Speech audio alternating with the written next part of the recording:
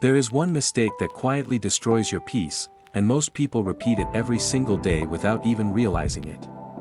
It doesn't look dangerous. It doesn't feel dramatic.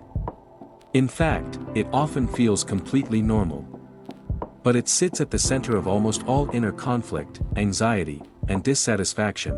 That mistake is this: you believe that peace will come from controlling your experience. You try to control what happens. You try to control how people behave. You try to control your emotions, your thoughts, your future. And when things don't go the way you expect, something inside you tightens. Resistance appears. Frustration builds. And slowly, your peace disappears. More than 2,500 years ago, Gautama Buddha saw this pattern clearly. He understood that the human mind is constantly trying to shape reality into something comfortable, predictable, and satisfying. But reality doesn't work that way. Life is unstable. It changes moment by moment. And the more you try to force it into a fixed shape, the more tension you create within yourself. Think about how often you say things like, "This shouldn't be happening," or "things should be different." That one word, "should," is often where peace begins to break, because the moment you argue with reality, you create conflict. It doesn't matter whether the situation is small or big. It could be traffic, a delayed message, someone's opinion, or a major life event. The mind reacts the same way. It resists what is already happening, and that resistance is the real source of your discomfort. You might think the problem is the situation itself. But if you look closely, the suffering comes from how you are relating to it. Two people can face the same situation, and one remains calm while the other becomes overwhelmed. The difference is not the external event. It's the internal response. This is where the mistake becomes clear. You believe that if you can just fix everything outside, then you'll finally feel at peace. But even when things go your way, it doesn't last. Something else comes up. Another problem. Another expectation. Another fear, so you keep adjusting, fixing, chasing, controlling, and peace keeps moving further away. The mind creates a constant loop. Once this is solved, I'll relax. But there is always another this. This is why even successful people, even people who seem to have everything, often feel restless inside.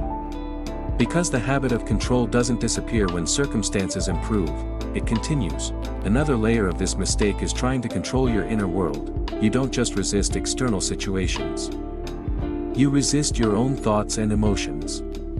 When you feel anxious, you want it gone immediately. When you feel sad, you try to escape it. When you have negative thoughts, you fight them. At first, this seems reasonable. Why would you want to feel uncomfortable? But here's the problem.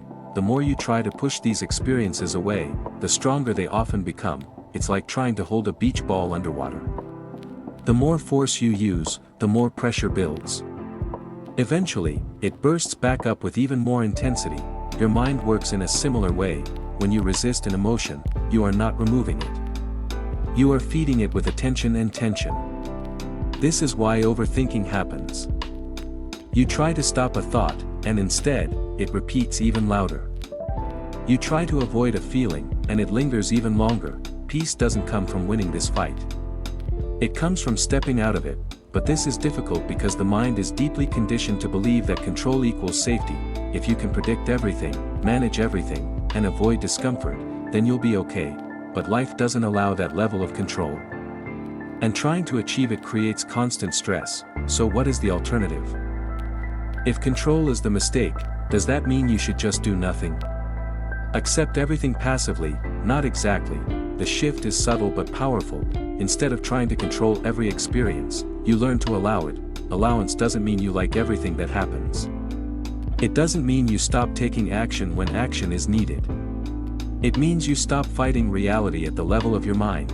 You let things be as they are, at least for a moment. When something unpleasant happens, instead of immediately reacting, you notice it.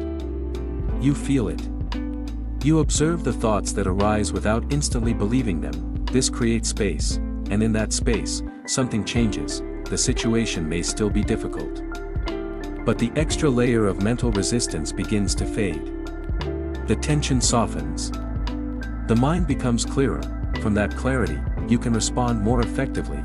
Ironically, when you stop trying to control everything, you often handle situations better, because you are no longer reacting fear or frustration. You are responding with awareness. Another important part of this mistake is the belief that peace is something you need to achieve. You treat peace like a future goal. Something that will come after you fix your life, solve your problems, and become a better version of yourself. But this approach keeps you stuck, because you are always postponing peace. You're saying, "Not now. Later." But later never arrives in the way you expect. There will always be uncertainty. There will always be challenges. There will always be moments that don't match your expectations. If peace depends on everything being perfect, it will remain out of reach. Buddha pointed in a different direction. He suggested that peace is not something you create.